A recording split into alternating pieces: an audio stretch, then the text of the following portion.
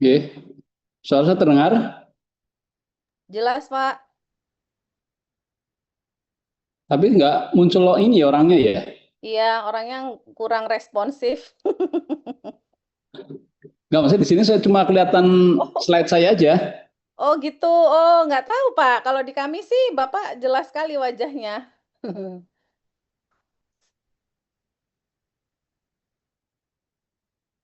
Gimana Mas? Nggak bisa. Saya kalau nggak ngeliat penampakan di sana nggak seru. Nggak afdol ya. Afdol. Mm-mm.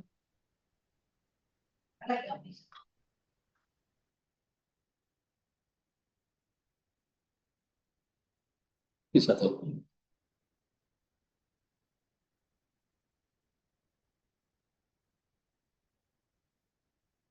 Ya. Nah, ini udah kelihatan. Oke. Bismillahirrahmanirrahim. Assalamualaikum warahmatullahi wabarakatuh. Waalaikumsalam warahmatullahi wabarakatuh. Yang kami hormati Prof. Piasdan Ningrum. Ya, sudah boleh dipanggil Prof ya. Karena secara de jure-nya sudah, gitu. De facto-nya juga sudah. Kalau secara kan substance over form kalau accounting gitu ya. Jadi formnya sudah, substansinya tinggal pengukuhan aja itu. Ya. Insya Allah, insya Allah. Dan rekan-rekan semuanya, mohon maaf nih agak terlambat karena tadi barusan saya menerima mahasiswa UGM dan mahasiswa UI. UI-nya pun banyak, ada beberapa prodi ya, dari Mm. fakultas, dari apa hubungan internasional HI sama dari politik ya, Sipol, dan juga dari UGM. Mereka lagi magang, nggak tahu kok dapat nama saya gitu, terus mereka silaturahim gitu. Oke, teman-teman yang berbahagia, pertama terima kasih Prof. Diah sudah memberikan kesempatan saya untuk sharing. Moga-moga amal soleh buat kita semuanya. Amin, amin, amin. Dan saya akan sharing seperti yang disampaikan oleh Prof. Diah. Ya. Boleh di-share materinya. Belum dapat Oh, hak oke. untuk Sudah, share. Pak. Sudah, Pak. Sudah. Sudah. Sudah. Oke. Ya, ini materi yang akan saya share ya, yaitu tentang fundamental internal auditor, khususnya di sektor publik. Cuma saya nggak tahu ini mahasiswanya ini dari mana rata-rata ya, Prof? S1-nya berbagai-bagai sih, Pak Oh. Kris. Tapi pendidikannya apa pekerjaannya rata-rata ya di Ya, pemerintahan. betul. Enggak semua di pemerintahan sih. Ada, tapi sebagian besar mungkin di pemerintahan. Oke, ya. Ya, tadi sudah dijelaskan latar belakang saya di slide berikutnya. Kelihatan ya slide-nya ya? Kelihatan Pak, tapi mungkin di slideshow kali ya Pak ya. Nah, ini belum slideshow. Di Uh, sini uh. sudah slideshow soalnya. Kalau di kami belum. Ya, jadi ada 4 hal yang ingin saya sampaikan. Ya, pertama adalah sudah ya ini ya. Ya Pak, sudah. Oke, pertama terkait dengan internal auditor as trusted advisor. Ya, jadi bagaimana fungsi internal auditor? Ya, kalau dulu istilahnya sebagai watchdog, gitu ya, yang awas-awas, awas loh gitu ya. Nah sekarang menjadi trusted advisor, artinya yang memang benar-benar dipercaya oleh kliennya. Itu yang pertama. Yang kedua, basic element of internal auditor. Jadi apa aja sih yang menjadi elemen dari internal auditor? Dan ketiga, the line of defense. Ya, 3 lini penjagaan. Bahkan ada yang mengatakan 4 line of defense. Ada yang 5 line of defense. Ya. Dan kebetulan saya sudah mengalami 4 lines, Prof. Ya. Jadi pertama saya sebagai external auditor. Ini orang bilang sebagai fourth line. Ya. Jadi lini keempat, external auditor, karena saya 25 tahun di BPK. Setelah itu saya menjadi third line, karena saya menjadi Irjen di Kementerian Perhubungan. Ya. Nah, selesai Irjen, saya menjadi ketua tim penilai pengelolaan internal atas pelaporan keuangan. Tim penilai iCover, Internal Control over Financial Reporting. Ini adalah lini 2. Ya. Walaupun saya juga menangani manajemen risiko, itu adalah lini 2. Dan sekarang menjadi sekjen itu adalah first line-nya. Ya. Jadi dari belakang malah jadi fourth line, kemudian third, second, dan sekarang menjadi first line-nya. Ya. Nah, ini seperti apa gambarannya, kita bisa discuss. Ya. Yang terakhir, internal audit capability model. Kenapa ini penting? Dan kapabilitas inilah yang nanti menentukan, ya, sebetulnya yang namanya APIP, ya, aparat pengawas internal pemerintah itu posisinya ada di mana. Ya, karena ada level ataupun yang pertama level 1, level 2 sampai yang paling tinggi adalah level 5. Ya. Dan ini 4 hal yang akan kami sampaikan, tetapi saya juga tidak akan mempunyai target bahwa empat-empatnya akan kami sampaikan. Ya. Kalau teman-teman ada yang perlu diklarifikasi atau perlu diperjelas, ya, itu silahkan raise hand. Ya. Atau tadi Prof. Dia juga menyampaikan kalau mau nanyakan bisa chat ya, di kolom chat menulis pertanyaannya. Tapi akan lebih enak sih langsung menyampaikan aja. Ya. Yang pertama, agenda pertama, internal auditor as trusted advisor. Next, Mas. Ya. Nah, ketika kita bertemu dengan seseorang, ya, ini kata Mbak Ami ya, Jeng Ami mengatakan ada 2 hal ketika kita pertama kali ketemu dengan seseorang yang baru diketahui. Ya. Yang pertama adalah, ya, can I trust this person? Ya. Apakah saya bisa percaya dengan orang ini? Ya. Karena misalnya kita jalan kok melihat orang malam-malam gitu ya, Mbak Ayu Anita misalnya malam-malam ketemu dengan orang laki-laki tatonya banyak gitu ya, mungkin rasanya langsung minggir gitu ya. Kalau bisa nggak ketemu gitu. Ya, walaupun kita nggak tahu orang itu bisa saja kan orang yang sudah insaf gitu ya. Tapi karena dari penampilan seperti itu kita udah langsung nge-pair duluan. Ya, itu yang pertama. Yang kedua kan I respect this person. Ya, apakah saya bisa respect, bisa menghargai, bisa menghormati orang tersebut? Kenapa? Ya bisa jadi baru pertama ketemu ya langsung nanya, misalnya kita di pesawat ya duduk sebelahan laki sama perempuan, langsung nanya, Mbak boleh minta nomor handphonenya enggak gitu ya. Loh, baru ketemu kenal aja belum tiba-tiba minta nomor handphone, ya pasti kita langsung oh enggak respect, ini kok orang aneh banget sih gitu ya.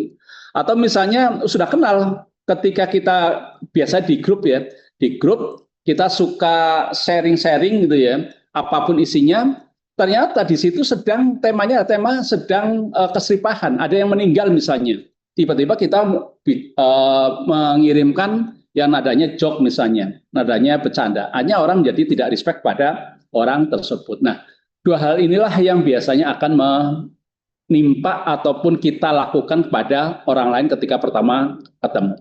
Nah sekarang ya saya baru pertama ketemu kayaknya dengan Mas Rifki, dengan Mbak Ayu Anita, dengan Pak Yadi Mulyadi. Ya. Ini kan baru pertama kali ya Pak. Pak Yadi pernah ketemu saya belum Pak Yadi? Begini Prof, belum Prof, tapi saya pernah Belum. kerja di WUS, di kereta cepat saya pernah kerja juga. Oh gitu ya. Nah makanya tadi kan baru pertama ketemu. Pak Yadi percaya nggak dengan saya kalau saya bisa menyampaikan materi yang tadi disebutkan ada 4 poin tadi, Pak Yadi?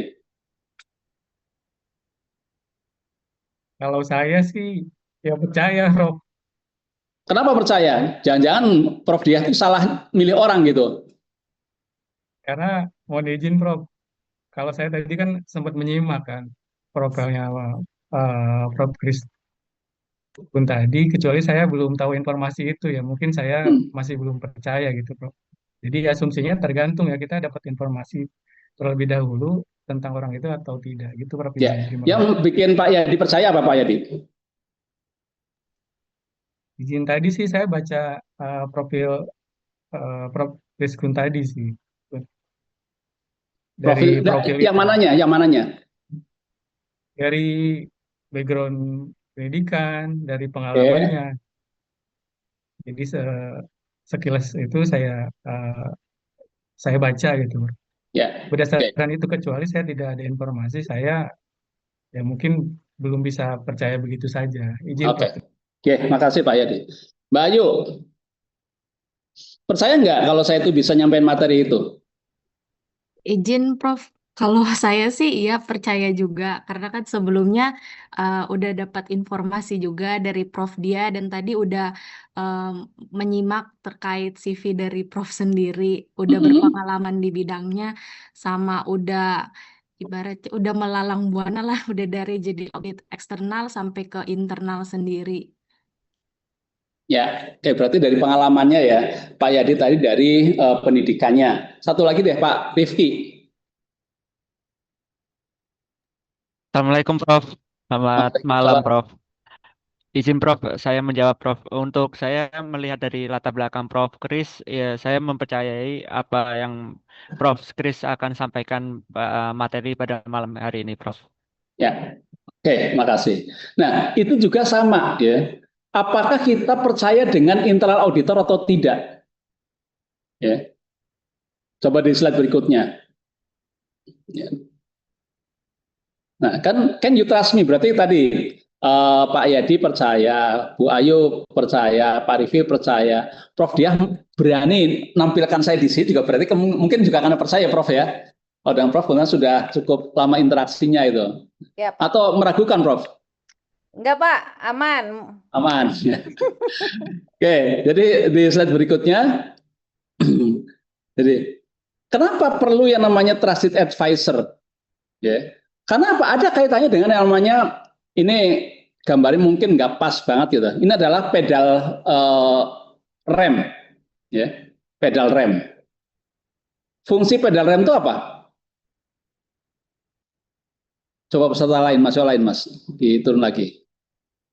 Nah, Mbak Eka, fungsi Iya, Prof. pedal rem apa Mbak Eka? Untuk menghentikan laju ketika mobil itu berjalan gitu, Prof. Jadi Oke, dari makasih. berjalan berhenti. Jadi untuk menghentikan laju ya. Mbak Elvira,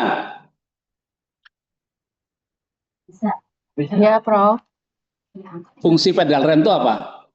Ya, sama untuk menghentikan laju kendaraan supaya bisa berhenti gitu, Prof. Oke, juga untuk menghentikan ya. Mas Arya, ini laki-laki siapa tuh beda gitu ya.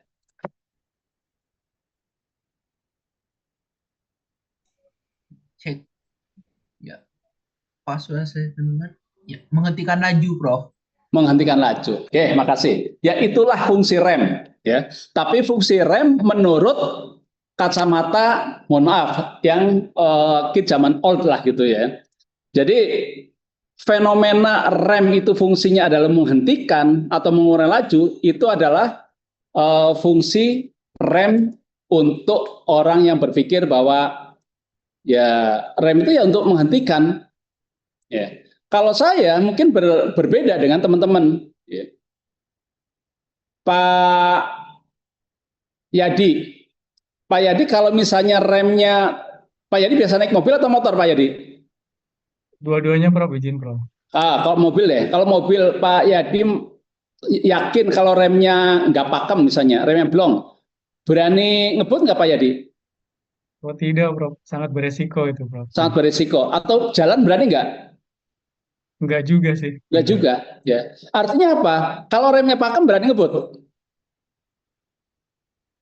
Ini Prof Diah yang biasanya jago ngebut nih, ya. Jadi juga nggak berani. Ya, ngebut itu artinya jalan 80-100 itu kan termasuk ngebut gitu. Oh itu berani Prof, izin Prof. Berani ya? Ya. Artinya apa? Fungsi rem itu sebenarnya bukan hanya itu menghentikan, justru fungsi rem itu supaya kita berani ngebut gitu. Ya. Ini kan paradigma yang berbeda. Sama-sama kita memandang rem, satu mengatakan rem itu fungsi untuk menghentikan, tapi orang lain berpandangan bahwa paradigmanya fungsi rem adalah supaya kita berani ngebut atau berani jalan. Ya. Kalau misalnya rem itu nggak pakem, kita nggak berani, jangankan ngebut ya, jalan aja mungkin nggak berani. Tapi ketika kita yakin, maka kita jadi berani ngebut. Karena apa? Karena kita yakin remnya pakem. Itulah fungsi yang sama terhadap internal auditor. Ya. Internal auditor, orang bisa berpikir, kenapa internal auditor fungsinya seperti rem? Oh ya, karena memang tugasnya suka ngerem. Gitu ya. Kita lagi rapat, kita memikirkan suatu inovasi, tiba-tiba internal, oh hati-hati, bahaya itu. Oh ini bisa menjadi pertanda atau presiden yang tidak bagus. Gitu. Artinya apa? Si internal auditor ini tugasnya adalah tugas untuk awas loh, hati-hati, jangan sampai segala macam. Artinya apa? Menimbulkan ketakutan-ketakutan. Kenapa? Karena internal auditornya sebetulnya dia tidak memahami fungsi sebagai trusted advisor. Tapi kalau internal auditornya bagus, ya, maka yang namanya pimpinan, manajemen itu mau operasi apa saja, mau inisiatif apa saja, itu dia akan dengan santai. Kenapa? Sudah disiapkan rambu-rambunya oleh internal auditor tadi. Dan itu yang disebut dengan trusted advisor di slide berikutnya. Nih, internal auditor as trusted advisor. Jadi bagaimana namanya internal auditor jadi pemberi saran ya, yang terpercaya. Ketika kita mau melakukan sesuatu misalnya inisiatif apapun, kita tanya pada internal auditor, kira-kira gimana? Oh jalan. Ya. Yang penting yang ini disiapkan. Ya. Oh nggak apa-apa, ini laju aja. Ya. Karena kita juga sudah komunikasi dengan misalnya KPK, karena kadang kita lebih pada ketakutan terhadap aparat penegak hukum gitu ya, sebagai orang biasa mengatakan the fifth line-nya ya, lini ke-5 dari pengendalian internal. Ya. Seperti apa? Next slide-nya. Nah, inilah ya, kunci dari trusted advisor. Ya. Ini teman-teman kalau misalnya mau ngambil penelitian riset tentang trusted advisor, ini saya pikir cukup banyak ya referensinya. Itu silahkan bisa dijadikan sebagai salah satu ide untuk menulis tesis. Yang pertama adalah kredibel, able to believe atau convincing. Jadi dia bisa dipercaya. Artinya apa? Kenapa dia bisa dipercaya? Ya tadi sama seperti pertanyaan saya, apakah Anda teman-teman percaya dengan saya? Oh percaya kenapa? Oh latar belakang pendidikannya. Artinya apa? Untuk bisa menjadi trusted advisor, maka kita juga harus mempunyai latar belakang yang bagus. Misalnya gini, kita diminta untuk meriksa laporan keuangan sebagai akuntan publik atau review laporan keuangan. Ditanya, latar belakangnya apa? Saya dari pendidikannya sarjana hukum, SH. Kira-kira si reviewee ataupun si penyusun laporan keuangan, kira-kira percaya nggak ketika direview oleh seorang sarjana hukum? Tadi saya baru discuss terkait dengan laporan keuangan di Kemenaker sini, karena sedang diperiksa oleh BPK. Kemudian ada suatu permasalahan, saya discuss dengan staf khusus yang notabene adalah akuntan. Nyambung. Tapi begitu harus ada pandangan dari ahli hukum, maka begitu jawaban yang ahli hukum tuh tadi, oh hati-hati ini bahaya segala macam tuh. Maka kita menjadi apa? Menjadi yang tadinya yakin menjadi waduh, kok bisa seperti ini pertanyaannya gitu. Ya makanya convincing itu artinya apa? Kita bisa meyakinkan apa yang kita akan berikan. Oh karena latar belakangnya sesuai. Oh karena pengalamannya juga pas. Sehingga untuk bisa menjadi trusted advisor, maka kita juga harus bisa dipercaya. Itu yang pertama. Kita harus kredibel. Nggak punya rekam jejak yang tidak bagus lah. Yang kedua, authentic. Genuinely interested in their client and business. Jadi klien kita yakin kalau kita itu mampu memberikan sesuatu itu karena apa? Nggak ada embel-embel apapun. Jadi kita memberikan saran itu ya memang itu yang harus disarankan, bukan karena ada sesuatunya. Oh memberikan saran ini kenapa? Oh karena kita mau memasukkan perusahaan kita menjadi rekanan misalnya. Itu berarti kan tidak genuine, tidak otentik. Yang ketiga, client first. Put clients interest rather their own. Jadi yang kita utamakan adalah apa sih yang mereka butuhkan. Maka ketika saya dulu menjadi irjen, awal masuk di Januari, itu PKPT, program kegiatan pengawasan tahunan. Itu apa yang akan diperiksa atau akan diaudit selama 1 tahun ke depan. Saya minta coba paparkan dulu. Nah begitu saya paparkan, saya tanya, kenapa ini diperiksa? Oh Pak, karena ini memang sudah lama tidak kita periksa. Kenapa yang sudah lama itu harus diperiksa? Kita yakinkan dulu. Sampai memang benar-benar bahwa unit tadi atau satuan kerja tadi itu memang perlu diaudit. Karena apa? Karena khawatir ada suatu permasalahan. Ya. Oke, kenapa kita harus meriksa ke Palembang misalnya? Ya. Oh Pak, kebetulan kawan kita sedang akan nikah di sana itu, sehingga kita sambil periksa sambil datang ke hajatannya. Ada nggak alasan lain? Nggak ada. Oh berarti kita langsung coret. Ya. Atau misalnya apa? Ini kenapa diperiksa? Oh karena pelayanan cukup bagus itu. Oh berarti bukan karena alasan-alasan yang clear. Ya. Sehingga pada saat kami review PKPT tadi, rencana auditnya itu kami potong sampai hampir 45%. Kenapa? Karena ada beberapa auditi yang notabene kita meriksa bukan kepentingan auditi, tapi lebih pada kita ingin meriksa ke mana. Ya. Nah, ini yang ketiga. Yang keempat, empathetic ya, connect emotionally. Ya. Saya meriksa dulu Bank Lampung ya, tahun 2003. Ya. Itu sampai saat ini saya dengan mantan komisarisnya, mantan direksinya, bahkan beberapa kepala divisi itu masih berhubungan, ya. Masih saling menyapa. Ya.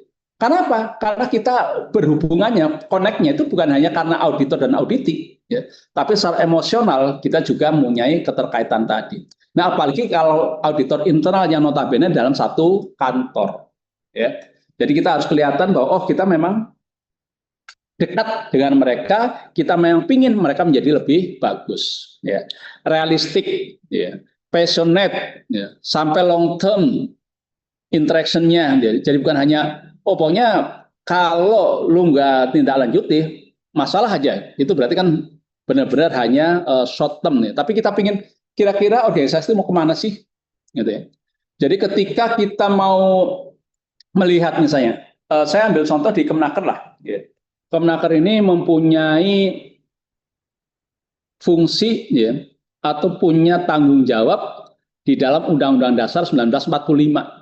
Ya, pasal 27, setiap warga negara berhak atas pekerjaan dan penghidupan yang layak bagi kemanusiaan. Ya.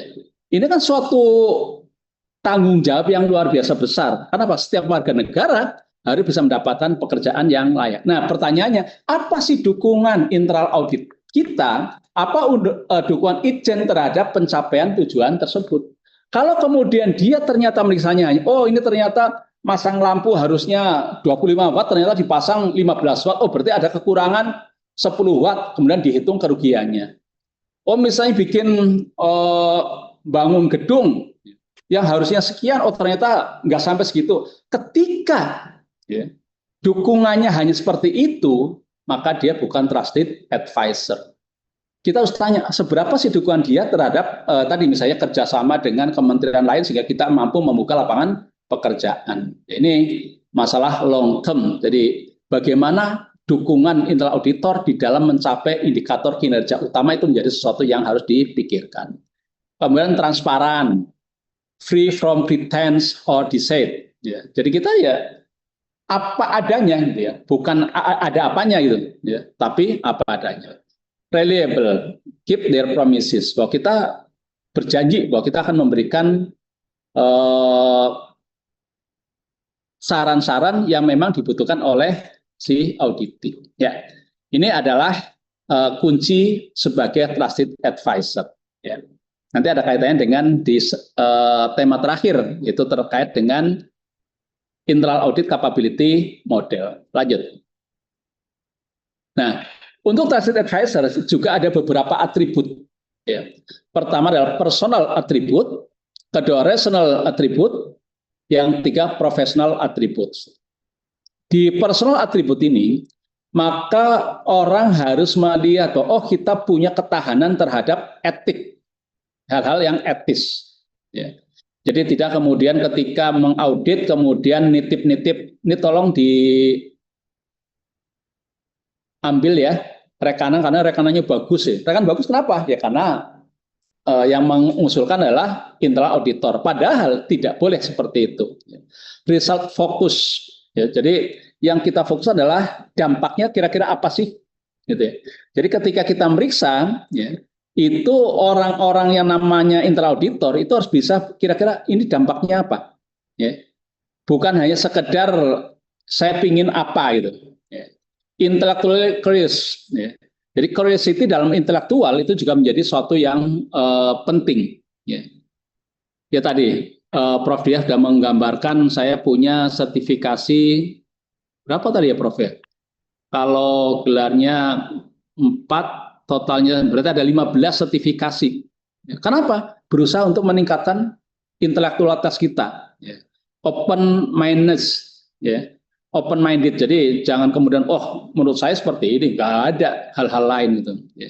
Kadang-kadang kita merasa si auditor itu merasa lebih tinggi karena berhadapan dengan auditi. Padahal masih kita harus menjadi posisi yang sama antara auditor dan auditi. Ya. Kami di internal auditor itu biasa ketika tim pemeriksa sudah melakukan pemeriksaan, ya, kemudian pulang, dia harus presentasi hasil auditnya. Dan saya sebagai atasan mereka, gitu ya, atau sebagai penanggung jawab audit, maka saya akan men-challenge mereka. Ya. Saya akan memosisikan saya sebagai auditi. Ya. Kalau dia mampu mempertahankan temuannya, mampu mempertahankan laporan auditnya, maka berarti dia lulus. Ya.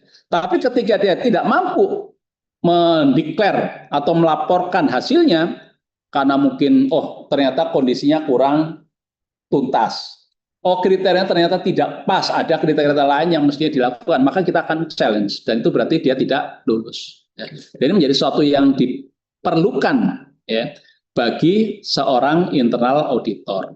Ya.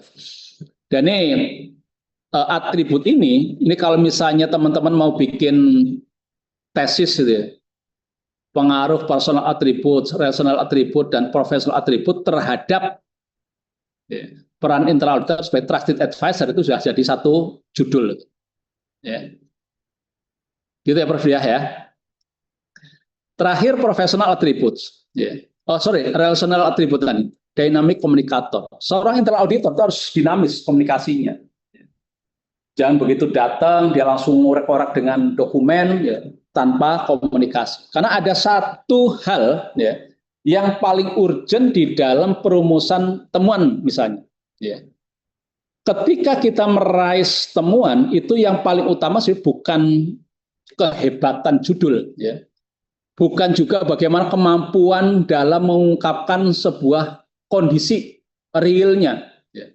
Atau kemampuan membandingkan kondisi real tadi dengan kriterianya, ya, dengan regulasinya, ya. Atau mengungkapkan akibatnya ternyata bisa mengungkap suatu kecurangan sekian puluh miliar, ya. Bukan itu. Yang paling utama adalah bagaimana dia mampu merumuskan sebab, ya, yang real, ya, dari perbedaan antara kondisi dan kriteria tersebut. Kenapa sebab? Karena sebab inilah yang akan mengantarkan pada rekomendasi. Sehingga apabila rekomendasi tadi ditindaklanjuti, maka permasalahan menjadi selesai dan ke depan diharapkan tidak akan muncul permasalahan lagi. Nah, pertanyaannya, bagaimana kita mampu untuk merumuskan sebab yang bagus? Maka komunikasi dengan auditi itu menjadi sesuatu syarat wajib. Kita harus mampu menggali apa sih sebetulnya sebab dari dilanggarnya regulasi yang sudah ada di dalam praktek pelaksanaan pekerjaan tadi. Yeah. Ini dynamic communicators. Insightful relationship. Yeah. Jadi hubungan yang penuh makna, gitu ya, memberikan insight-insight yang bagus. Ya. Makanya seringkali internal auditor itu dianggap orang-orang yang punya kepakaran atau keahlian tertentu. Ya. Semakin dia mampu memberikan insight yang bagus, maka dia akan semakin dipercaya. Ya. Terakhir dari relational attribute adalah inspirational leader. Bagaimana dia menjadi leader yang inspirasi. Ya. Bagaimana dia bisa memberikan way out dari suatu permasalahan. Ketika ada suatu permasalahan, kemudian ini ada jalan keluarnya. Terakhir, atribut profesional. Bagaimana auditor itu menjadi pemikir-pemikir yang kritis. Ya. Bisa melihat peluang-peluang. Ya. bisa memberikan koreksi-koreksi atas manajemen risiko yang kurang pas. Ya.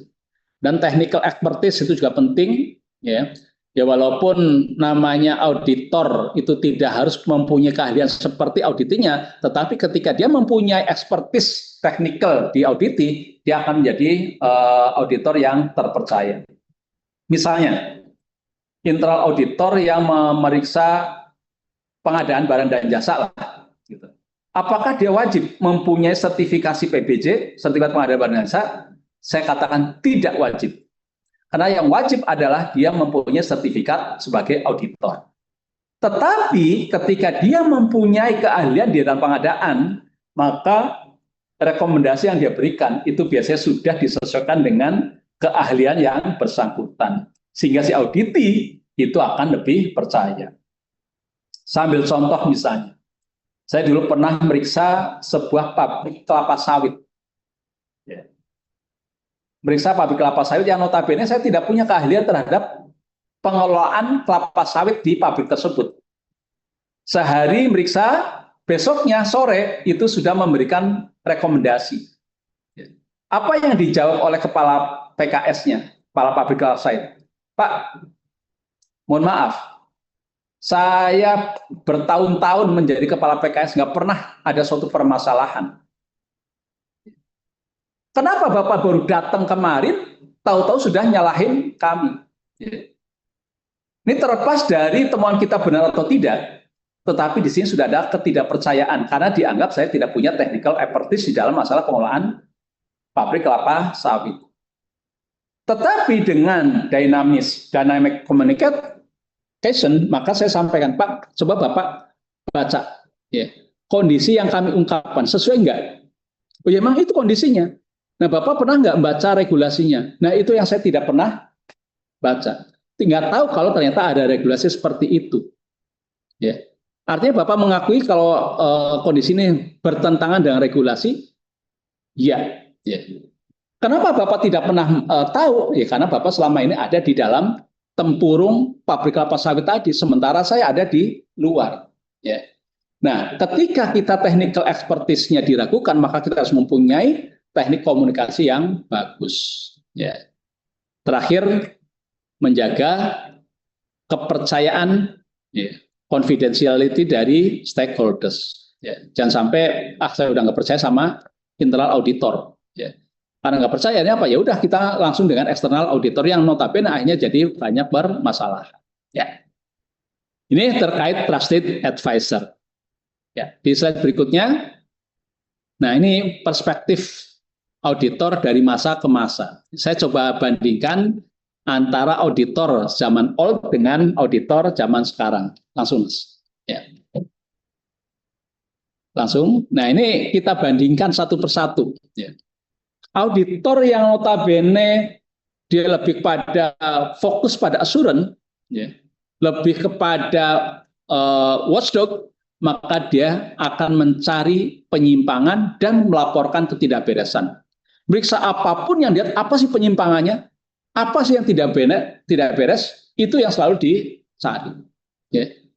Bukan memberikan advice untuk memberikan nilai tambah. Ya.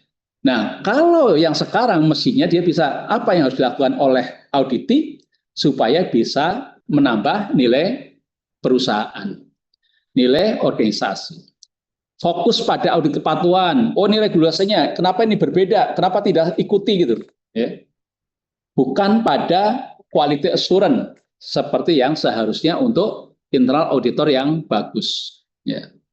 Dia lebih mikir ke belakang untuk yang zaman old. Ya. Tadi fungsinya adalah ngerem. Dia selalu melihat bahwa oh yang dulu salah, oh salah gitu. Sementara dia mestinya harus melihat ke depan. Dia harus sudah mulai pada aspek-aspek manajemen risiko, ya. Sehingga internal auditor juga harus bagus di dalam manajemen risiko, ya. Makanya saya mempunyai 2 sertifikasi internasional dalam manajemen risiko. Kenapa? Karena saya ingin memberikan hal-hal yang lebih pada prospektif ke depan harusnya seperti apa, ya. Itulah perspektif untuk saat ini. sebagai internal auditor harus menjadi trusted advisor. Lanjut, Mas. Ini tema yang pertama. Ya. Tema yang kedua, saya yakin teman-teman sudah paham, apalagi kalau sudah punya latar belakang sebagai internal auditor. Bu Rina Sarah. Bu Rina? Ya, Prof. Ya. Punya pengalaman sebagai internal auditor di mana, Bu? Izin, Prof. Belum pernah sebagai internal auditor, tapi saya pengalaman di external auditor, Prof. Di mana, Bu? Di PKF, Prof. Oh, di PKF. Ya, Ya. Di KAP ya. ya di KAP, Prof. Nah, kalau orang external auditor biasanya juga kita, karena komunikasi kan banyak dengan internal auditor ya, Bu Sarah ya. Iya, Prof. Karena biasanya partner external auditor itu adalah internal auditor dan komite audit. Ya. Nah, kita juga harus paham apa sih yang disebut dengan internal auditor. Ini definisi dari IIA, the Institute of Internal Auditors. Yang namanya internal auditor adalah yang pertama dia harus independen, ya.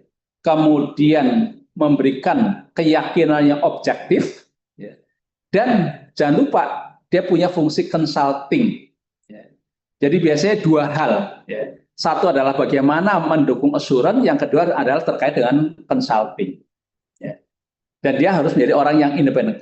Walaupun orang mengatakan, gimana bisa independen internal auditor itu? Karena kan di bawah pimpinan tertinggi dari perusahaan. Bagaimana Itjen atau bagaimana Irjen bisa independen sementara dia bawahan menteri? Ya.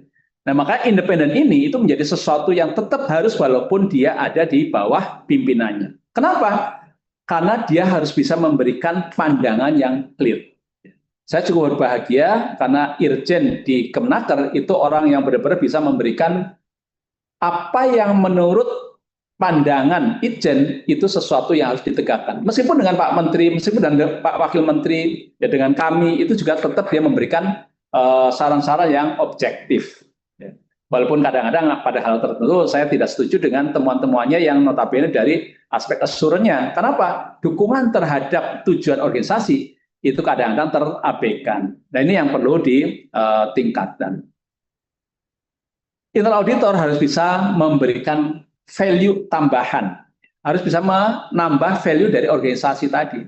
Ya kalau misalnya Kemenaker fungsinya adalah menyiapkan lapangan kerja, walaupun nggak punya tangan untuk membuka lapangan kerja, tapi paling tidak internal auditor bisa memberikan, oh ini kelihatannya harus bisa kerjasama dengan Kementerian SDM. Kenapa SDM? Karena Kementerian SDM mempunyai perusahaan yang notabene di bawah kendalinya cukup banyak. Pertamina saja itu lebih dari 100 ya, anak, cucu, cicit gitu ya. Artinya apa? Kalau misalnya 100 itu membuka lapangan kerja masing-masing 10 orang, itu sudah ada tambahan 1000 lowongan pekerjaan.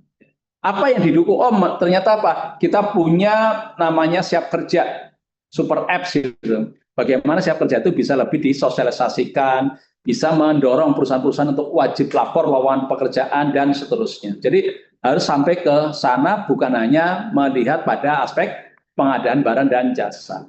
Improve organization operation. Jadi bagaimana bisa meningkatkan operasi dari organisasi tersebut. Inilah ciri pertama dari internal auditor. Yang kedua, membantu organisasi untuk mengevaluasi dan memperbaiki efektivitas dari manajemen risiko, pengendalian, dan governance proses. Ini teman-teman kalau mau ngambil ini sebagai tesis, itu juga bisa. Nggak usah yang semuanya 4 kotak ya, 1 kotak aja yang nomor 2, itu bisa menjadi alat untuk nyusun tesis. Gitu. Apa sih keterkaitan antara internal auditor dengan manajemen risiko? Apa pengaruhnya terhadap governance proses? Itu bisa menjadi judul yang menarik. Menyediakan atau memberikan pandangan yang objektif dan tidak bias. Ya. Objektif artinya apa? Ya apa adanya. Ketika ada suatu permasalahan, kemudian dia bisa memberikan, oh ini bagusnya akan seperti ini. Karena kalau seperti ini akan dampaknya adalah seperti hal lain. Ya. Ini penting yang keempat. Ya. Untuk bisa menjadi internal auditor, dia harus punya kualifikasi. Dia harus qualified. Ya. Saya punya 2 sertifikasi internal auditor, yaitu Qualified Internal Auditor (QIA) dan PIA (Professional Internal Auditor). Artinya apa? Pengakuan bahwa kita mempunyai sebuah kualifikasi yang bagus. Walaupun tidak harus, ya, dia punya sertifikasi, tapi ketika dia mempunyai sertifikasi, dia akan lebih terjamin, lebih terpercaya. Saya pernah menjadi pemberi keterangan ahli di Pengadilan Tipikor Semarang, karena ada pegawai Kemenhub yang menjadi tersangka. Sebagai seorang ahli, maka yang diuji pertama kali itu adalah apakah orang ini, apakah saksi ahli ini ahli atau tidak. Ya. Kebetulan si hakim ketua itu menanyakan, saudara ahli, coba jelaskan gelar-gelar yang di belakang ini apa. Maka saya jelaskan satu persatu, kepanjangannya apa, bidangnya apa, diterbitkan oleh siapa, baik yang nasional maupun internasional, kita jelaskan. Setelah itu langsung dia bilang, oke, keahliannya tidak diragukan. Artinya apa? Untuk bisa menjadi ahli, maka kita harus punya kualifikasi. Kualifikasi salah satunya dibuktikan dengan kita punya sertifikasi keahlian. Seperti Mbak Sarah, misalnya sebagai external auditor. Kalau untuk menjadi partner, maka wajib hukumnya dia mempunyai sertifikasi CPA. Ya. Betul ya Mbak Sarah ya? Iya, Prof. Oke. Kalau belum punya gimana? Sepinter apapun, seahli apapun, ketika dia tidak punya CPA, maka dia tidak bisa menjadi signing officer. Ya. Saya udah punya CPA, tapi karena tidak praktek, maka juga tidak bisa memberikan opini kalau di akuntan publik, kecuali saya gabung dengan kantor akuntan publik. Ya. Harus punya skill, ya, keterampilan apa? Keterampilan analytical, keterampilan manajemen risiko, atau bahkan yang tadi yang notabene pendukung seperti pengadaan barang dan jasa. Ya. Bahkan auditor BPK itu banyak yang menjadi auditor di lembaga internasional, ya. Pernah menjadi pemeriksanya Badan Atom, ya. Internasional, dia juga belajar hal-hal tersebut. Experience, dia mempunyai pengalaman yang bagus. Semakin panjang pengalamannya, ya, itu biasanya akan semakin tinggi pengakuan sebagai internal auditor. Ya. Dan jangan lupa masalah kode etik dan internasional standar. Ini poin keempat juga bisa menjadi tesis nih. Faktor-faktor yang memengaruhi kualitas internal auditor misalnya. Kalau internal auditor pemerintah nih, Prof Diah ini pakarnya itu. Pakarnya mah di situ. Lanjut. Saya sampai pukul berapa, Prof? Sebenarnya bisa sampai pukul 21, Pak. Tapi kalau misalnya teman-teman sudah ada yang mau ditanyakan atau mau interaktif, boleh langsung raise hand atau ditulis pertanyaannya, silahkan. Oke, monggo kalau ada, kita stop dulu deh, ya. Di stop share dulu, Mas. Kita pingin, ini teman-teman ada yang mau didiskusikan. Mas Ruli, silahkan. Ya, terima kasih Prof Diah. Izin Prof Kris, Ya. saya Ruli ingin bertanya terkait integritas, Prof. Ya. Integritas kita belum singgung soal integritas. Karena integritas ini menjadi penting untuk seorang internal audit, meskipun dia punya kualifikasi yang Prof sampaikan tadi. Tapi kalau si auditor ini tidak punya integritas, itu menjadi sia-sia kan, Prof? Ya. Karena kita lihat juga memang audit itu kan ada professional judgment. Dan ini kesulitan kalau di internal audit, karena tadi kalau Prof menjelaskan, ini di bawah pimpinan kita nih kan, bagaimana kita tetap menjaga integritas, tapi di sisi lain tetap memuaskan pimpinan gitu kan, kadang-kadang begitu yang jadi problem. Nah pertanyaannya, bagaimana membangun sistem, Prof? Sistem agar integritas ini tetap terjaga, sehingga hasil audit tadi bisa tadi independen, objektif, dan sesuai dengan ketentuan yang berlaku. Kira-kira gitu, Prof. Terima kasih. Oke. Masalah integritas ya. Mungkin langsung Bu Ayu. Baik, terima kasih atas kesempatannya, Prof. Saya dari kelas malam di PPIA dengan dari dosen Prof. Dia ingin bertanya. Sebenarnya ada keterkaitan dengan pertanyaan dari Pak Ruli tadi juga, Prof. Jadi kan kalau dalam praktik internal audit itu dia berada dengan struktur organisasi yang sama dengan para auditi. Nah, itu dia juga menghadapi berbagai tekanan, entah dari tekanan target kinerja atau ada keterbatasan anggaran itu sendiri. Nah, termasuk juga kan ada terkadang tuh tekanan tuntutan untuk mencapai pencapaian unit itu sendiri dan tidak mengganggu atau menghambat target organisasi. Nah, di sisi lain juga auditor itu dia berperan sebagai trusted advisory, Ya. termasuk dalam penguatan manajemen resiko.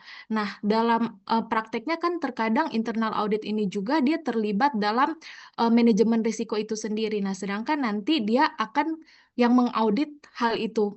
Nah, dalam kondisi tersebut bagaimana ya Prof untuk audit internal itu biar dia menjaga independensinya, terus tapi dia tetap menyeimbangkan fungsi assurance-nya dan consulting-nya. Jadi dia tetap memberikan nilai tambah tapi tidak mengorbankan objektivitas dari internal audit itu sendiri, Prof.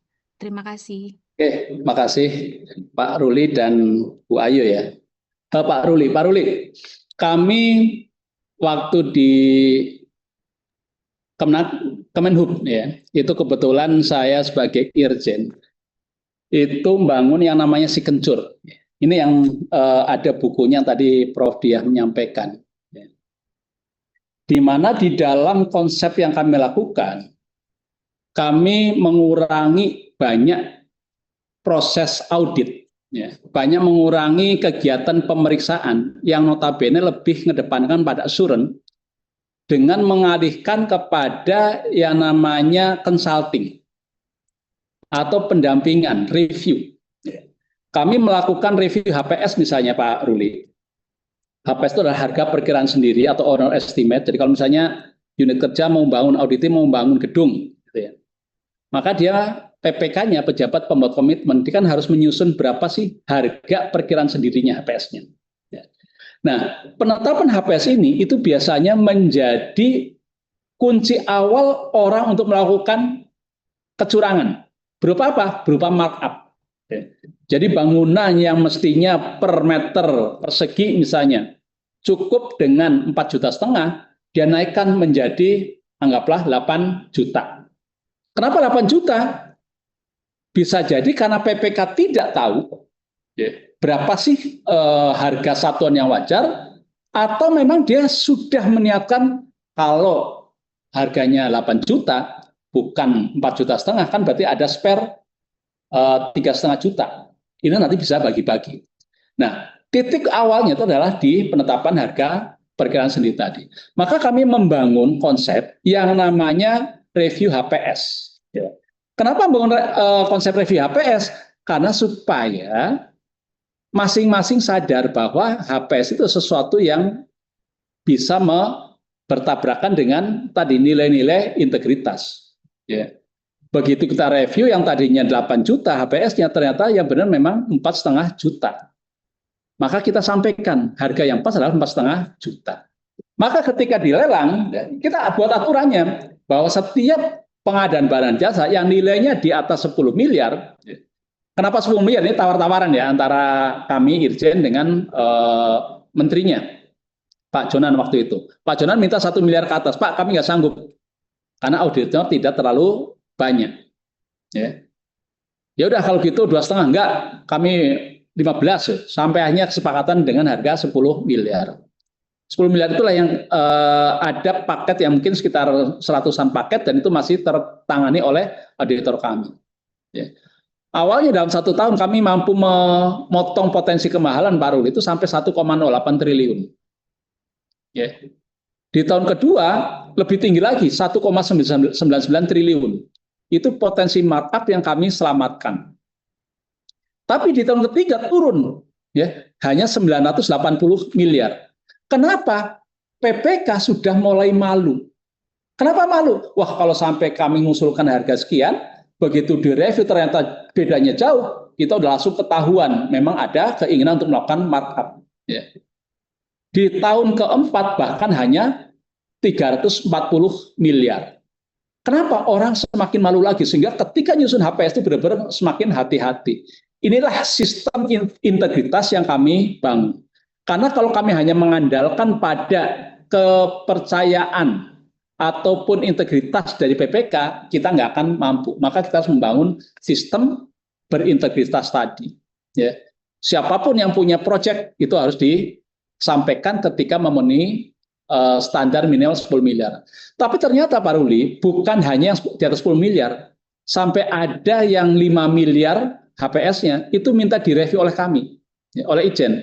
Maka kita, loh, ini kan sebelum nggak wajib. Nggak Pak, daripada kami salah di berikutnya, mending kami disalahkan di awal. Jadi kalau memang yang 5 miliar tadi ternyata harganya misalnya hanya 3 miliar, kami akan sesuaikan HPS-nya. Itu akan lebih menenangkan. Artinya apa? Orang yang tadinya takut datang ke kita, justru yang tidak dipersyaratkan pun itu menjadi disampaikan. Ya. Artinya apa? Secara integritas, ya, si audit itu sudah percaya dengan integritas si internal auditornya. Ya. Karena internal auditor tidak bisa sekedar tadi mengandalkan pada kebaikan, ya, dari si audit, tapi harus dibangun konsep yang integral tadi. Gitu Pak Ruli.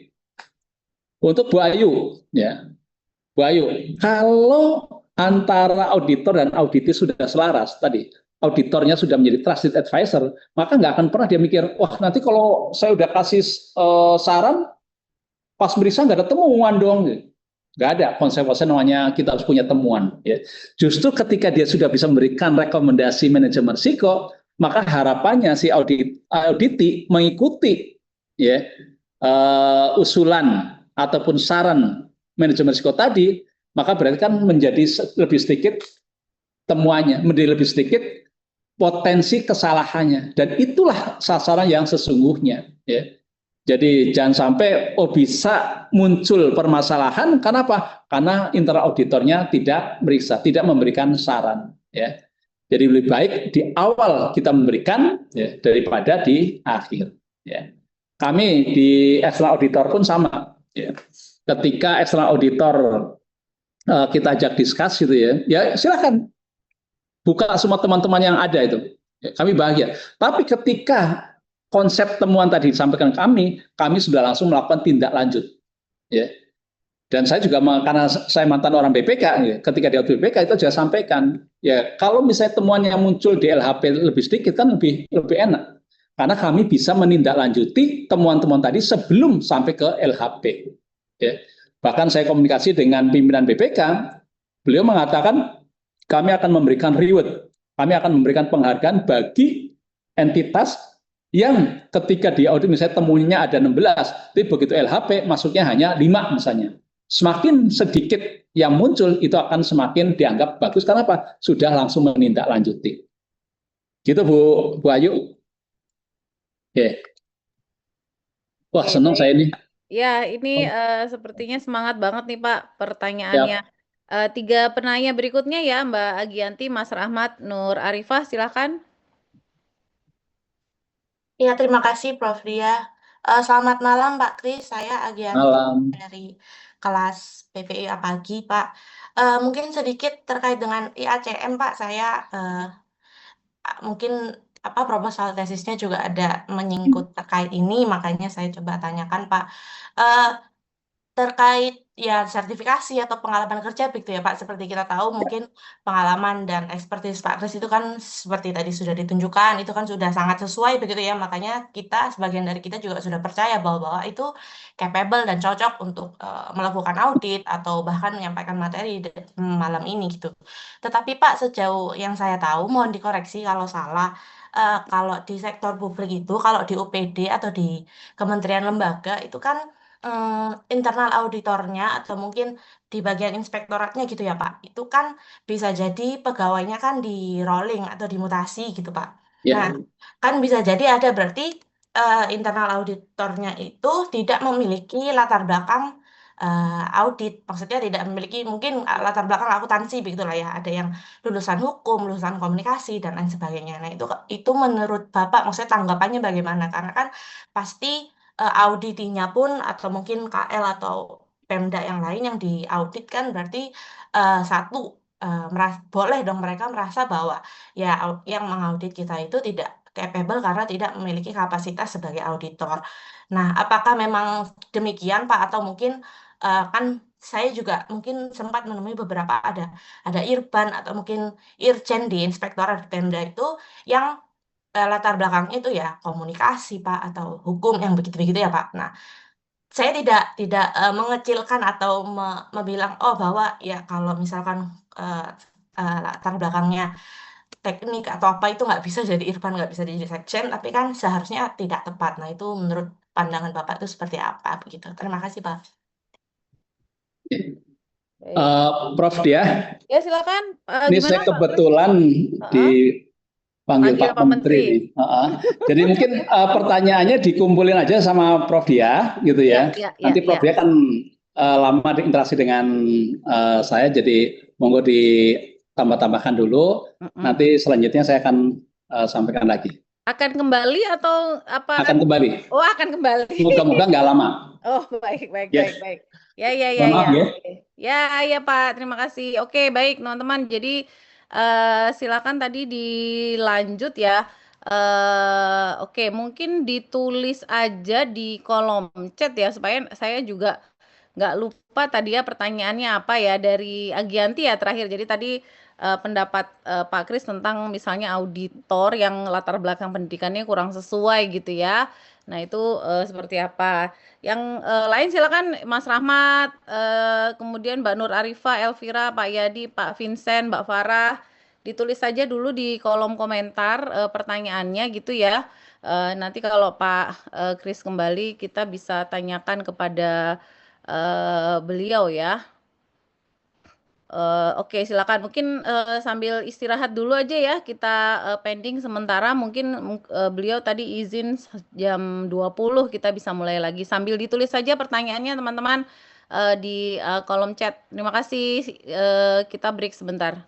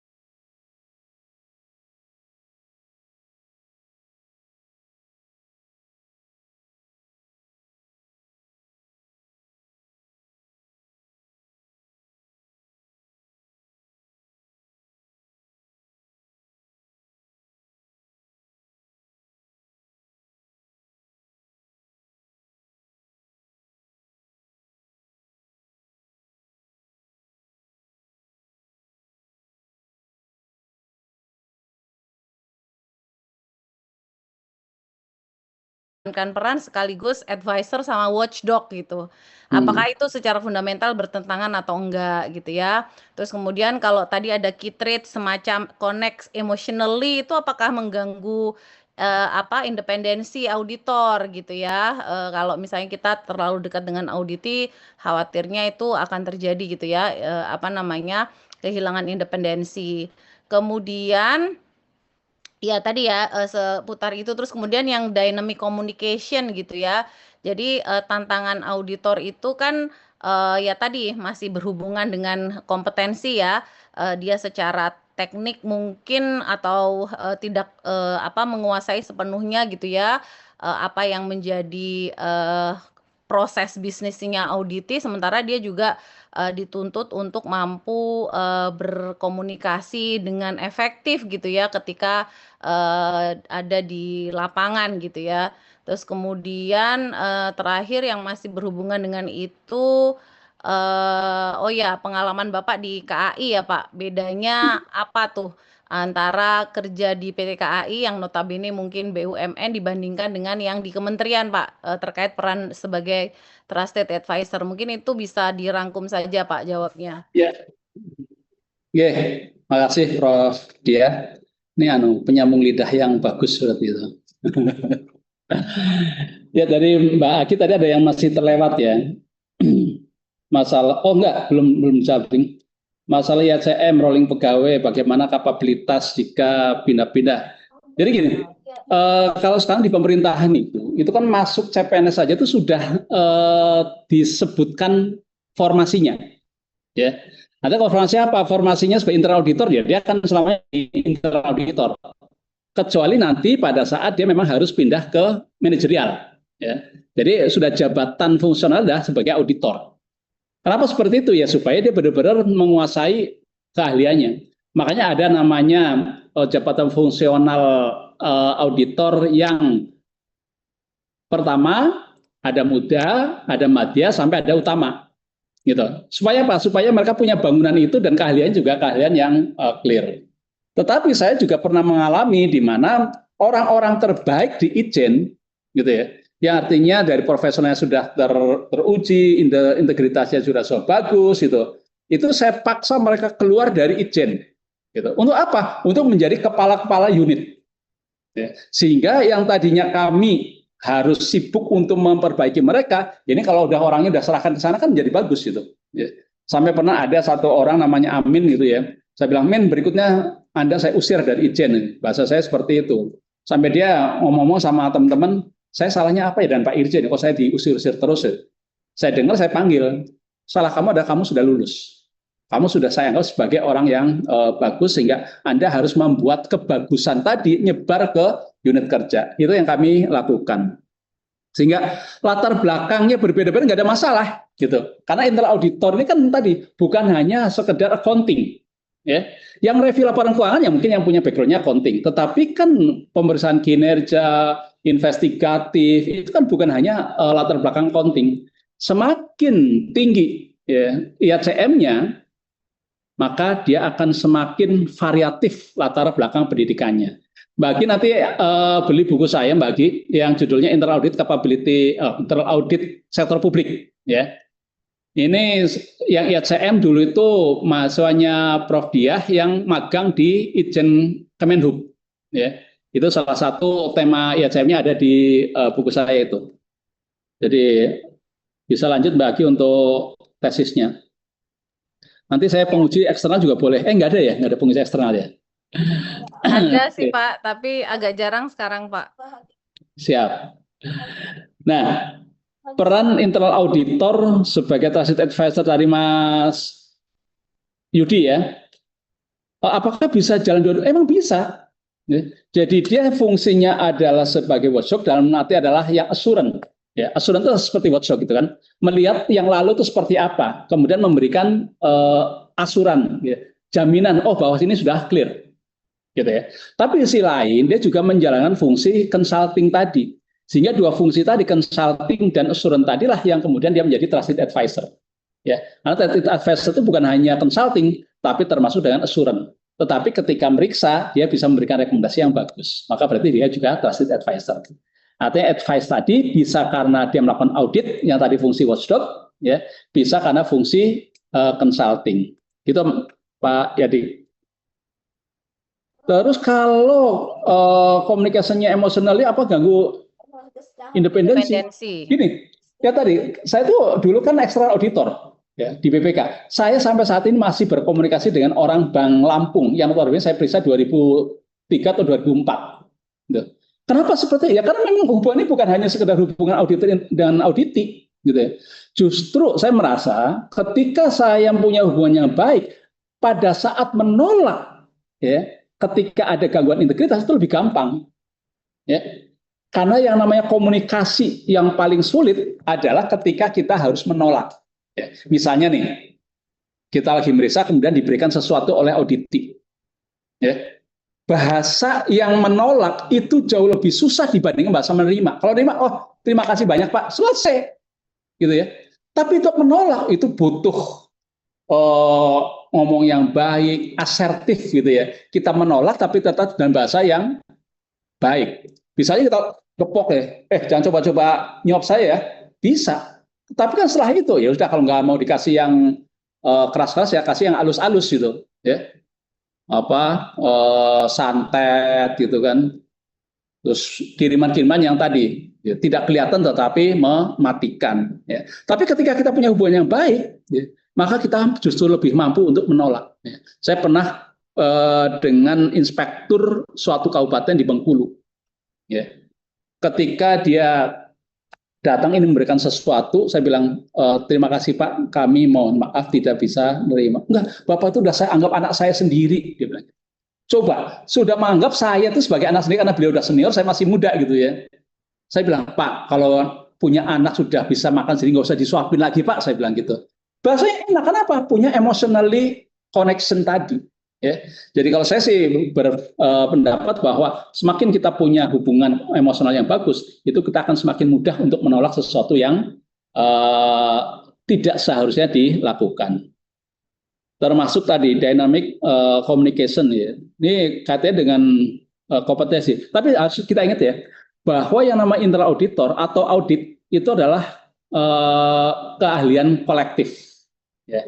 Artinya bisa saja si anggota tim dia belum mempunyai skill atau belum punya keahlian, tapi kan ada seniornya, ada ketua timnya, ada supervisornya, sehingga itulah yang akan menjaga keahlian kolektif dari tim tersebut. Ya. Jadi yang satu mungkin punya dynamic communication yang bagus, satunya memang punya skill yang bagus, sehingga itu akan saling melengkapi. Nah, fungsi di KAI itu saya tugas-tugas tambahan ya, termasuk saya sekarang komisaris di Pelita Air. Ya. Jadi teman-teman kalau naik pesawat itu Pelita Air ya, ini harus promosi saya. Ya. Karena Pelita Air itu the most untuk OTP-nya, on time performance-nya itu paling tinggi, paling bagus. Ya. Yang lain kalah. Ya. Dan itu sudah dibuktikan banyak orang. Jadi apa bedanya ketika di fungsi eksternal? Ya. Notabene saya sebagai komite audit, kalau di perusahaan di BUMN saya sebagai komisaris kan komite audit ya. Komite audit apa fungsinya? Ya menghubungkan antara eksternal dan internal. Ya. Kemudian internal mereka akan paparan secara reguler gitu, secara rutin. Ya. Manajemen risiko juga sama. Ya. Jadi kita mengakomodasikan semuanya. Dan ini yang kemudian kita sampaikan kepada manajemen. Ya.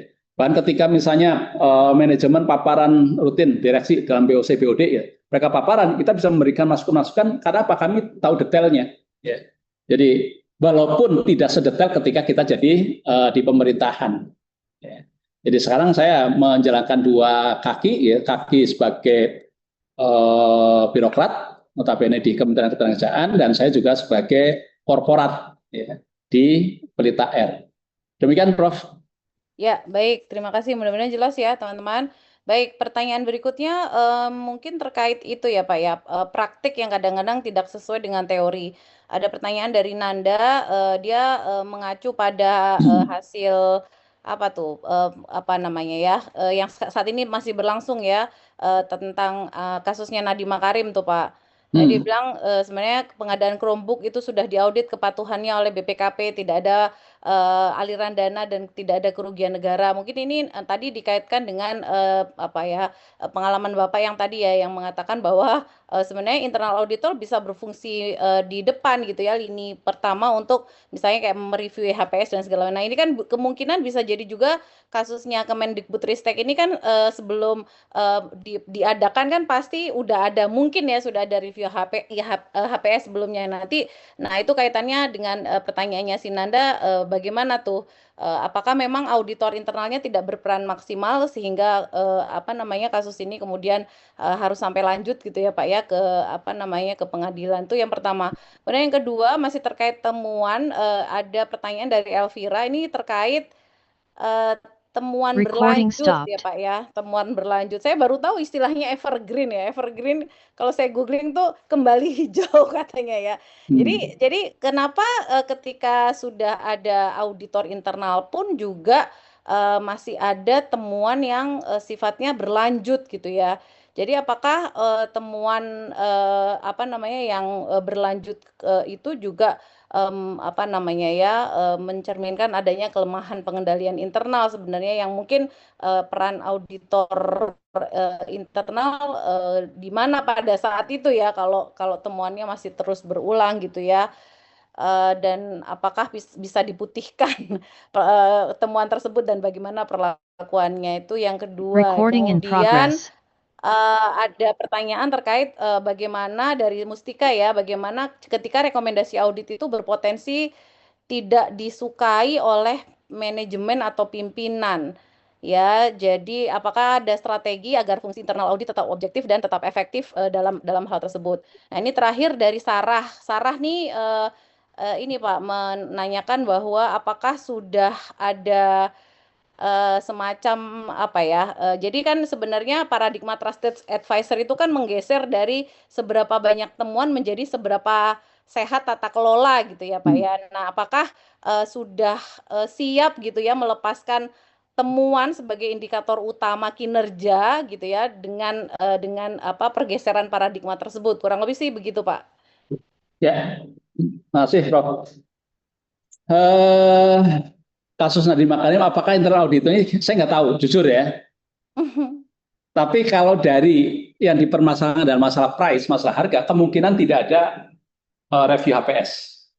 Artinya HPS yang disebutkan itu tidak direview terlebih dahulu. Atau bisa jadi sudah, tetapi kemudian ada isu-isu yang lainnya. Saya nggak tahu ya untuk Nadiem Makarim. Bahkan saya juga pernah ketika saya Irjen kemudian ada OTT ya, oleh Bareskrim di Kemenhub terkait perizinan.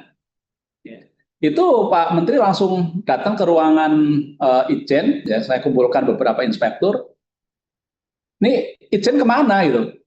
Sudah ada Itjen kok masih ada OTT? Saya sampaikan, izin Pak Menteri, kami sudah melakukan namanya fraud risk assessment, pemetaan risiko kecurangan. Pemetaan risiko fraud. Dan pemetaan ini kami lakukan terhadap seluruh eselon 1, termasuk di Itjen sendiri. Apa saja risiko-risiko yang mungkin timbul, termasuk berapa bobotnya, kemungkinan keterjadiannya. Ya. Nah setelah itu kami lihat pengendaliannya memadai atau tidak. Kalau memadai berarti kemungkinan kesalahannya kecil. Kemungkinan fraudnya kecil. Tapi kalau ternyata pengendaliannya tidak mampu mengendalikan tadi, berarti kan ada kontrol risk. Ya. Risiko setelah dikontrol ternyata masih ada risiko. Ya. Nah ini yang kemudian kami melakukan karena kami tidak melakukan audit. Maka inilah yang kemudian kami mitigasi. Ya. Kami sampaikan termasuk yang perizinan. Perizinan itu kami mitigasi pertama. Ya. Tapi ini saran Prof. Pak Menteri, saran. Satu, itu pegawainya harus di rotasi sesering mungkin, ya. Sementara kondisinya itu pegawai kalau durasi itu ya akan selamanya di situ. Ya. Kalau perlu misalnya bulan ini diangkat, bulan depan pindah lagi. Ada yang 2 bulan, ada yang 3 bulan, ada yang 1 tahun gitu ya. Supaya orang tidak merasa nyaman di situ terus. Itu satu. Kedua, fungsi digitalnya itu harus dikuatkan.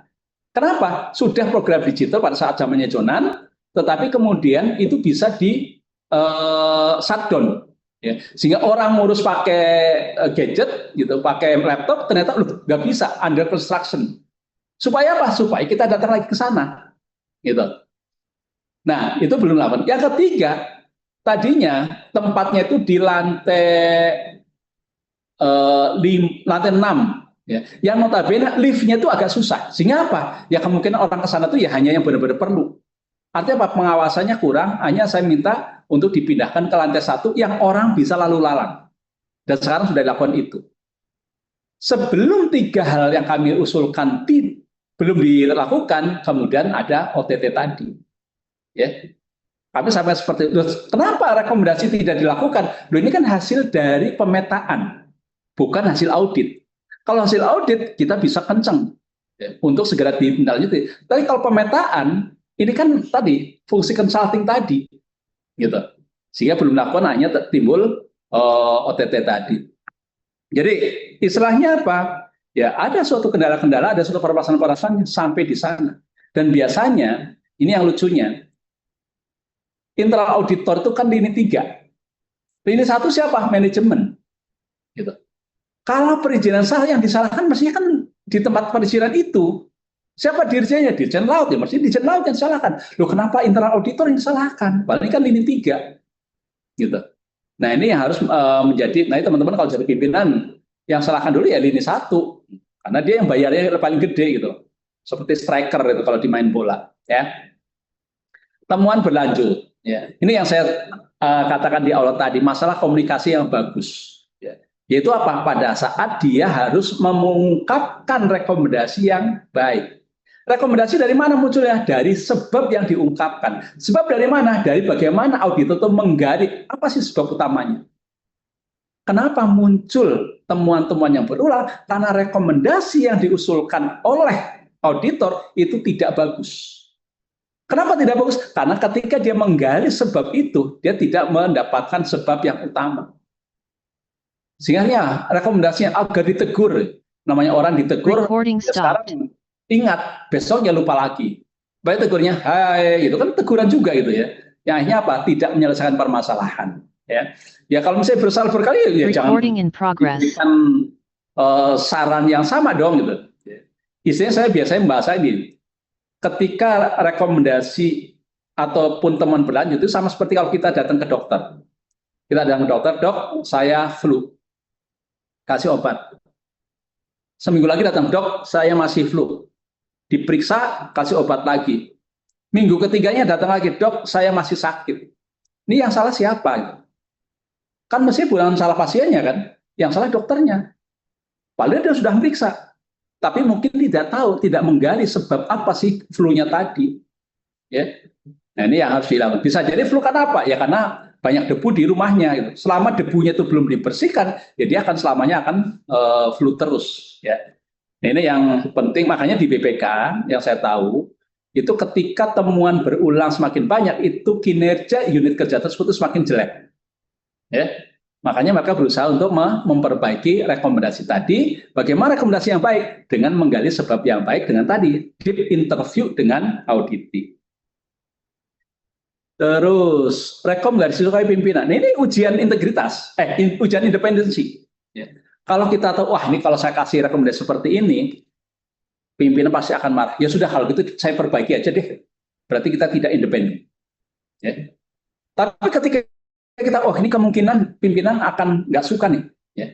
Maka kalau kita tahu, oh pimpinan nggak akan suka dengan rekomendasi itu, maka kita datang ke pimpinan. Pak, ini kebetulan ada permasalahan. Artinya jangan langsung diserahkan ke temuannya gitu. Tapi kita komunikasikan dulu. Ya. Ini bagusnya seperti apa? Bapak kalau ini nggak dilakukan, ini akan dampaknya seperti ini. Ya. Jadi komunikasi yang intens tadi, gitu ya, dengan pimpinan itu harus dilakukan. Ini tadi saya barusan dipanggil Pak Menteri karena ada tadi permasalahan dengan BPK. Ya.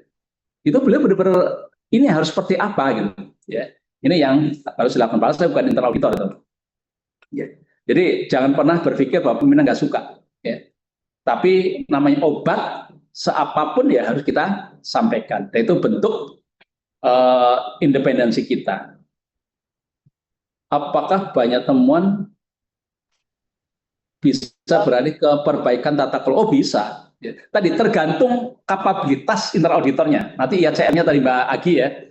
Jadi ketika dia level 1 kan hanya existent. Bahwa internal auditor itu ada. Kerjanya apa? Ya. Ketika meningkat, dia sudah banyak melakukan audit-audit yang sifatnya kepatuhan. Ya tadi, misalnya watchdog, banyak assuran, itu berarti di level 2. Ketika meningkat ke 3, dia sudah mulai ke trusted sudah dibahas, kemudian pendampingan sudah dilakukan, review-review juga dijalankan.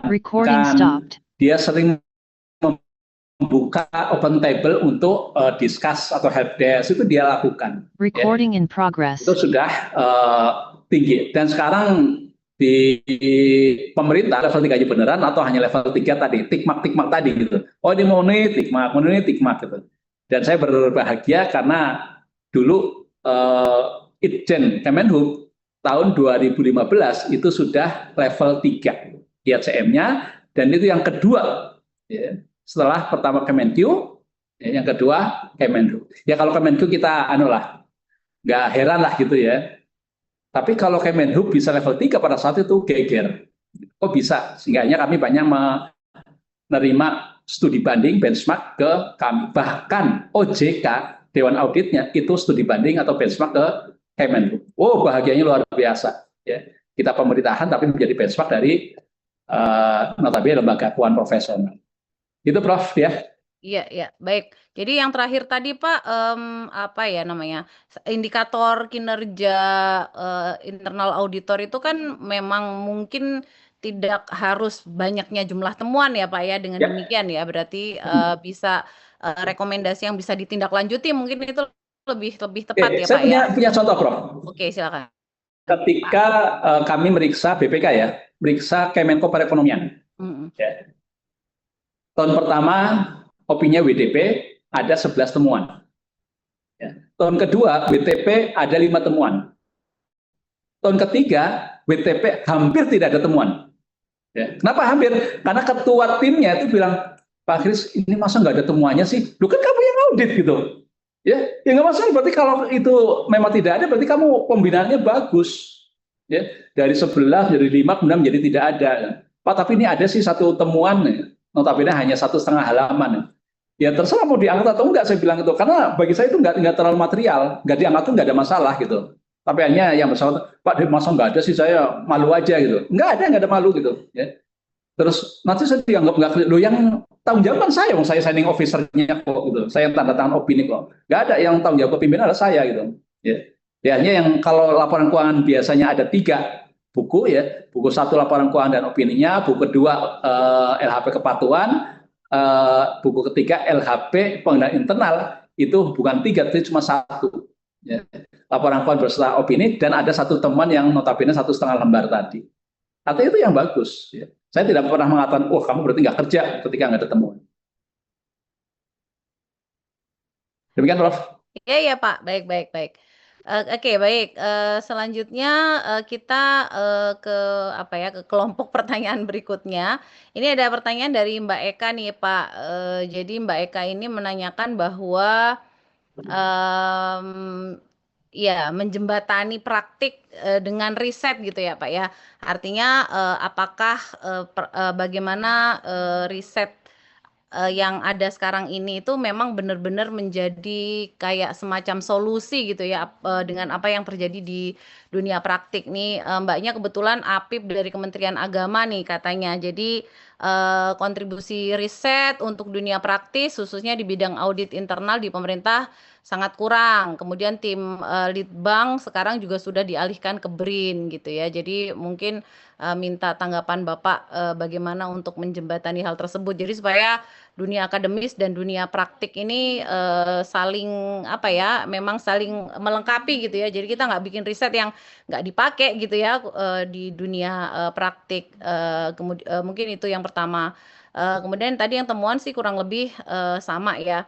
Terus kemudian ada pertanyaan dari Mbak Nur Arifah ya terkait kadang-kadang kalau misalnya permasalahan yang muncul itu kan biasanya juga dipicu dari pihak luar ya. Misalnya di sini ada salah satunya tuh whistleblowing system gitu ya. Jadi tapi kadang-kadang yang whistleblower ini mengalami keraguan-raguan terkait perlindungan dia gitu ya sebagai orang yang misalnya mengungkapkan fakta tersebut.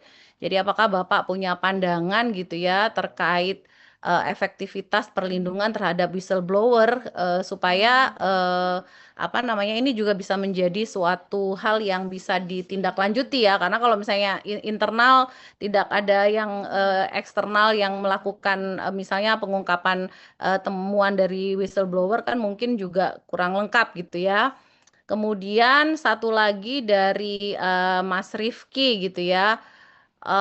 Ya sebenarnya ini mirip ya. Jadi tentang banyaknya temuan yang dihasilkan, kemudian juga sudah dilakukan rekomendasi perbaikan. Tapi pada faktanya kok kayaknya masalah OTT, masalah kebocoran anggaran, masalah fraud, masalah korupsi itu di kita tuh nggak habis-habis gitu. Ini salahnya di mana Pak gitu, kurang lebih.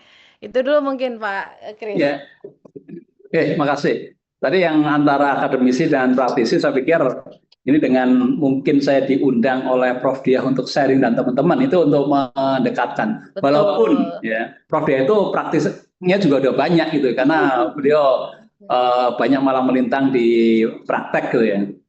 Jadi saya hanya menambahkan apa yang disampaikan Prof Diah di kelas itu. Kemudian yang kedua terkait temuan-temuan yang tidak ditindaklanjuti. Makanya gini, efektivitas dari audit itu bukan dari banyaknya temuan, ya. Tapi efektivitas audit itulah dari ditindaklanjutinya temuan-temuan yang sudah dilakukan. Ya. Makanya yang namanya pemantauan tindak lanjut itu menjadi suatu keniscayaan. Ya. Di BPK kembali saya disampaikan, dan kami di sini itu juga dipantau terus. Ya. Jadi berapa sih persentase tindak lanjut dari hasil temuan Ijen, berapa persentase dari tindak lanjut temuan eksternal auditor. Kami lakukan mungkin monthly meeting lah gitu ya. Jadi ketika kita bahas temuan BPK, juga temuan Ijen. Ya. Cuma sekarang kita sudah berusaha untuk komunikasi dengan BPK dan baik ya. Bagaimana temuan itu jangan kebanyakan lah gitu. Ya. Dan banyak artinya apa? Ya kalau memang bisa sebagai notisi saja, ya artinya catatan yang bisa langsung kita perbaiki, ya sudah notisi saja. Atau tadi temuan-temuan yang sudah disampaikan, kan kita setiap tahun di audit oleh BPK, kita tahu arah rekomendasi kemana, udah tahu, udah langsung tindak lanjuti, sehingga tidak perlu nunggu LHP keluar, rekomendasi keluar, baru kita tindak lanjuti. Ini yang menjadi concern kita, karena tadi efektivitasnya bukan dari banyak temuan, tetapi dari ditindaklanjutan rekomendasi auditor. Bahkan di Perpres PBJ itu juga ada. Ya. Salah satu syarat untuk bisa di blacklistnya rekanan ketika dia tidak melakukan atau tidak menindaklanjuti rekomendasi auditor. Ya. Itu yang kami pakai, ya. Sehingga pernah 1 tahun kami bisa memulihkan kerugian negara 1,12 triliun. Itu beritanya itu ada tuh di koran-koran. Ya, BBS, whistleblowing system. Yang konsep Signature itu namanya SIMADU, Sistem Manajemen Pengaduan. Ya, Signature sistem tentang kecurangan, whistleblowing yang namanya SIMADU, Sistem Manajemen Pengaduan. Bagaimana untuk menjaga si pengadu, si whistleblower-nya? Ya kita kerjasama dengan lembaga PSK, ya, Lembaga Perlindungan Saksi dan Korban. Kami sampai MOU ya antara Ijen dengan LPSK tadi, supaya kalau ada permasalahan-permasalahan itu kita minta dilindungi.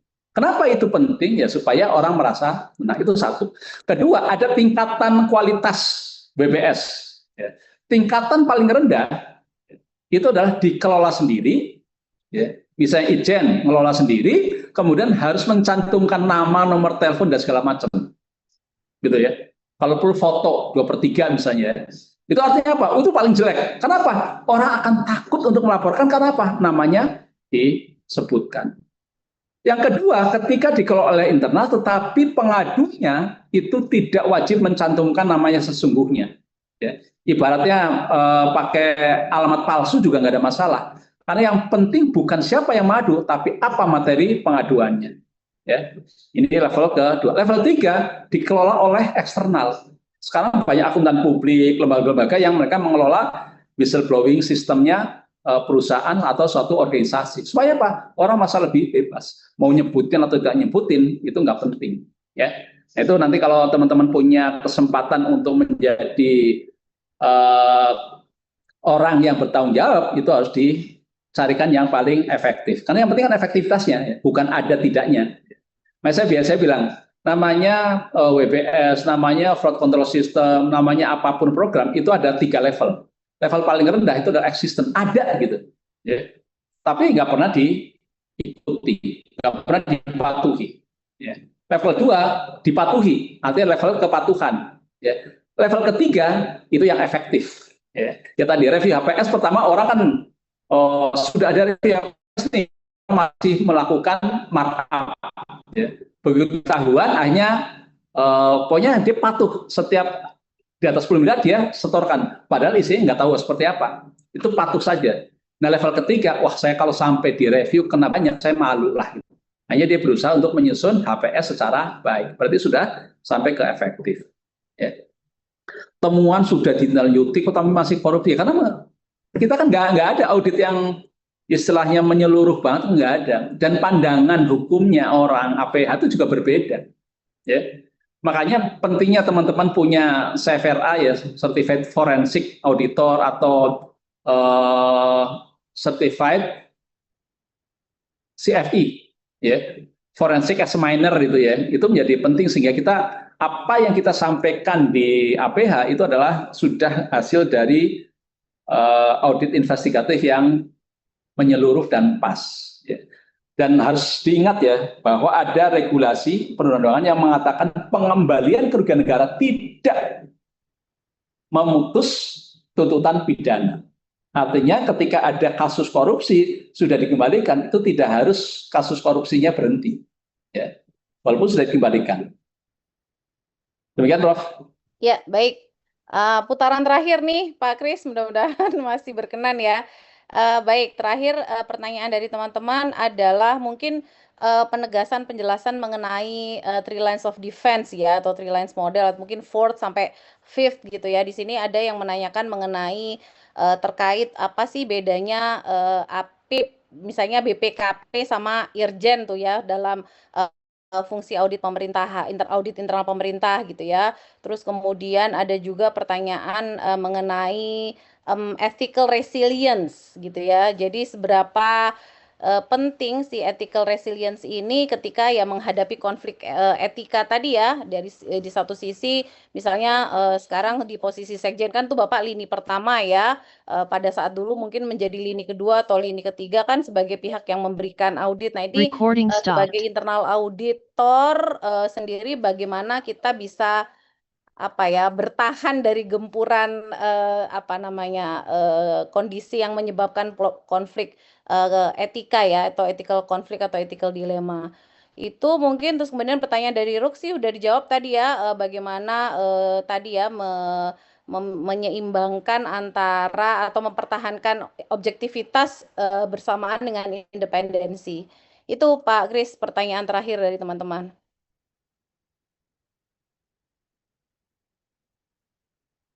Masih mute, Pak. Iya. Oh, iya.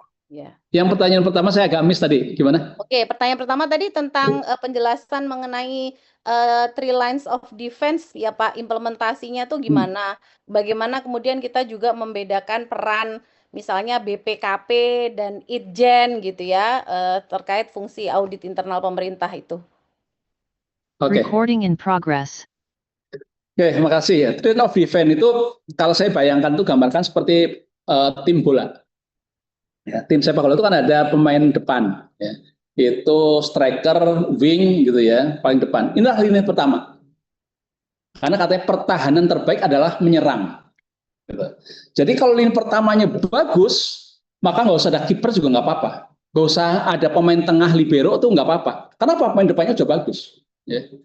Ya misalnya ada 11 orang seperti Ruli Erlangga misalnya, tanding sama pemain 3 aja pemain internasional gitu ya. Itu belum tentu 3 pemain internasional itu kalah sama 11 Rudy Erlangga. Kenapa? Karena mereka penyerangnya pertahanan pertamanya udah bagus. Ya. Makanya lini pertama itu orang-orang yang paling mahal bayarannya gitu. Ya. Saya pernah menjadi auditor di New Zealand ya, audit New Zealand. Ya. Itu ketika kami meriksa, itu tidak semua kementerian, tidak semua organisasi, tidak semua BUMN itu punya internal auditor. Ya. Kenapa? Ya karena lini pertamanya sudah kuat. Gitu. Saya ambil contoh. Saya pernah meriksa sekjen DPR-nya New Zealand. Begitu selesai audit, saya diminta oleh manajer keuangan untuk menagih audit fee-nya. Ya. Saya sampaikan bukti-bukti kepada manajer keuangan dari sekjen tadi. Dan dia bilang, oke Pak Kris, nih segera kami bayar, tetapi ada biaya yang tidak bisa kami ganti. Jadi ada professional fee, ya, ada out of pocket cost. Nah, out of pocket cost itu ada biaya yang dia tidak mau ganti. Biaya yang mana? Biaya taksi. Ya. Loh, kenapa nggak diganti? Padahal yang namanya buktinya sudah ada. Kami naik taksi, kasih kartu kreditnya, kemudian gesek, kemudian tagihan ke audit New Zealand. Audit New Zealand, oh siapa? Oh si Kris. Tanggal berapa? Tanggal saya, oh berarti lagi meriksa sekjen DPR. Maka dilampirkan. Berarti nggak akan ada bukti palsu. Ya. Beda sama di Indonesia, gitu ya. Saya pernah, Prof, itu nyegel 1 kotak faktur yang sudah ada cap dan tanda tangan tokonya. Ya. Artinya butuh apa ya tinggal nulis saja gitu. Tinggal butuh duit berapa tinggal nulis itu. Ya. Tapi sana nggak ada. Terus saya, kenapa kok saya tidak diganti biaya taksinya? Dia bilang, karena jarak dari kantor Anda, kantor kami, walking distance. Ya. Jadi bukan hanya masalah kepatuhan, tapi kepatutan itu menjadi concern dari lini satunya tadi, manajer keuangan. Loh Bu, saya kan nggak tiap hari naik taksi. Hanya hari pertama karena saya membawa KKP, Daftar Kerja, Pemeriksaan Kerja Audit. Bisa 2-3 dus. Nggak mungkin kami jalan kaki. Dan hari terakhir, karena membawa KKP yang lebih besar. Terserah apa kata auditor, yang jelas kami merasa tidak patut ya membayar biaya taksi dari kantor kami yang jaraknya bisa ditempuh dengan jalan kaki. Jarak berapa? 1,7 kilo. Karena walking distance mereka adalah 2 kilo. Coba, BPK loh, auditor yang minta bayaran loh. Dan itu juga valid. Tidak dibayarkan. Itulah kuat. Makanya di sekjen DPR, New Zealand nggak ada. Manajemen risiko, divisi manajemen risiko, nggak ada. Nggak ada namanya internal auditor, nggak ada. Kenapa? Lini satu sudah cukup kuat. Gitu. Di sini kenapa? Ada lini 1, lini 2, ada lini 3, ternyata bobol juga dengan BPK. Sudah bisa BPK tetap bobol dengan APH, lini 5. Ya. Karena tadi lini 1 yang harusnya kuat, ternyata dia yang menjadi pemain. Ya. PPK yang harusnya dia sebagai pejabat pembuat komitmen, dia yang menandatangani kontrak, dia kan harusnya melihat pada kontrak tadi, dia berkomitmen dalam itu, tapi justru dia yang melanggar komitmennya dia. Ya kan sama aja, striker yang harusnya membawa bola ke gawang lawan, justru membawa bola ke gawang sendiri. Itulah yang paling beratnya bagi internal auditor. Harus menahan bukan hanya musuh, ya, orang eksternal, tapi juga lini satunya tadi. Ya. Jadi itu line of defense. Ya. Nah makanya di Indonesia sudah ada Itjen kabupaten, Itjen provinsi, Itjen kementerian, ada BPKP, tadi berlapis, karena tadi lini satunya tidak bisa diandalkan. Sehingga ada Itjen saja nggak cukup, perlu ada BPKP. Ya.